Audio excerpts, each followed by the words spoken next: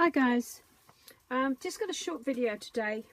I needed to make, or wanted to make, some tags for a project that I'm on at the minute, and kind of was trying to go through my stash of things that I've got to use. I wanted to use distress inks and various other inks anyway, and the oxide inks, but then after seeing some of the videos with the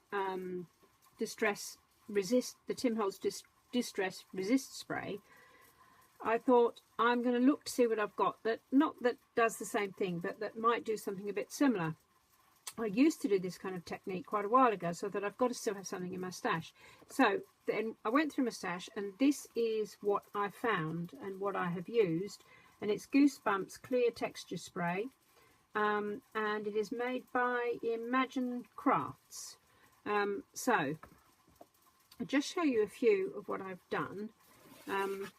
So this was the first one, and this one's using the oxide. So I don't know if you can see there, I don't know if it's very visible, the resist on it, but there is a texture to it. So that was the first one, and I just sprayed the Goosebumps on, and then I just left that to dry as it was without heating it or whatever, and obviously just wiped over with a piece of kitchen towel.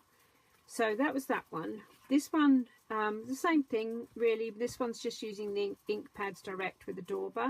So I used the picked raspberry and the wilted violet for that one, and that's the same thing again.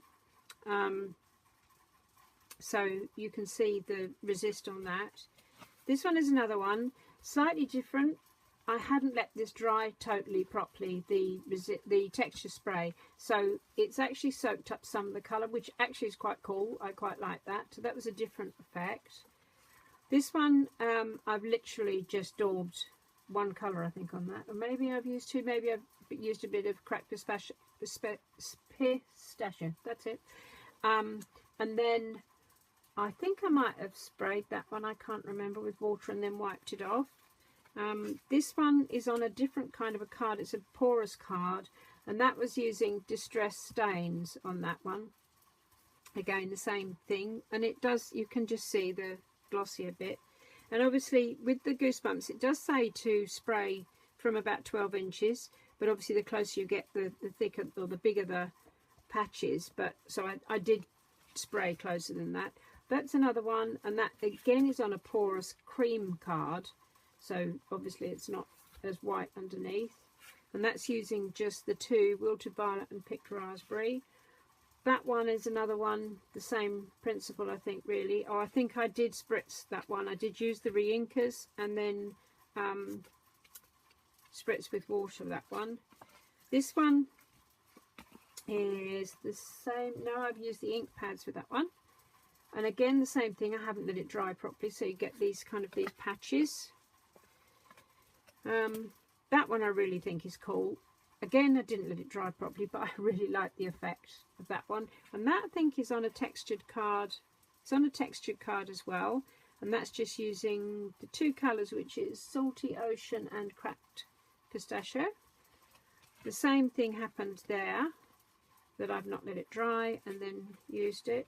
And then this one was the, I believe, yeah, I've put some in a spray bottle, so I used just spritz that on the Salty Ocean, and then I think I used picked raspberry from the ink pads for that one. And again, you can see the bubbles on that.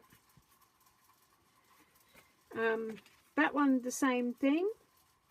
I've just kind of rubbed the ink on. I did try all sorts of other ones out, so obviously all the sprays, dilution sprays, you can use. That's really good to use on it as well.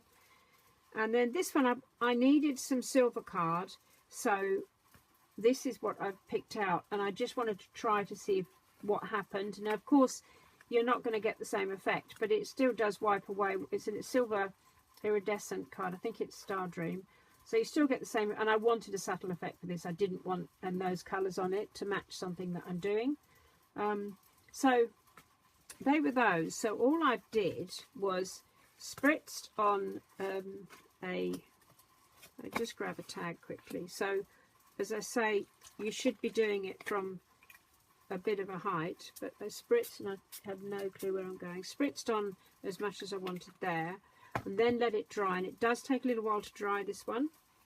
And then so then you have, I've got one here that's dry. So if you're just going to use direct from the pad, so I can find that. Now this is I've been experimenting with different cards as well, and this is a more of a, I would say, a kind of a satin finish. It's not really shiny, so really subtle effect doing it that way. And then just, I've probably gone out of shot there, and just wipe it off, and it just really, that's just really subtle. Obviously you can go really mad, and with the oxides it looks fantastic.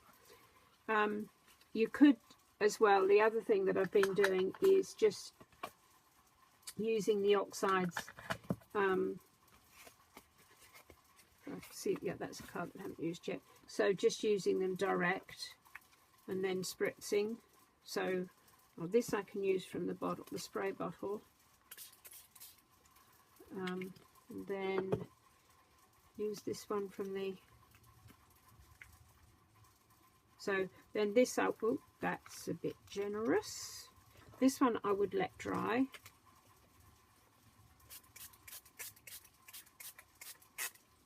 Probably put a bit more glue in it as well. And then I would let that dry before I wiped off the excess ink. And obviously you can add as much as you want. I'm pretty sure this has been on the market for a long time. I've had this for a number of years, I think now, but I'm pretty sure you can still get it. And I'm sure, I haven't looked actually, but I'm sure that there must be loads of YouTube videos on using this product. But I just wanted to try something different. I haven't got any of the Tim Holtz one at the moment, the resist spray, but I probably will try and get some just to see the difference and to see how it works. But as I say, this now, you could heat set it, but then it kind of does affect, the colour goes into the texture spray a little bit. So I'll let that dry and then wipe it off, and then it'll be all it'll all come off fine. So I hope you enjoyed this video. If you did, if you could give me a thumbs up and subscribe, I would really appreciate it. Thank you.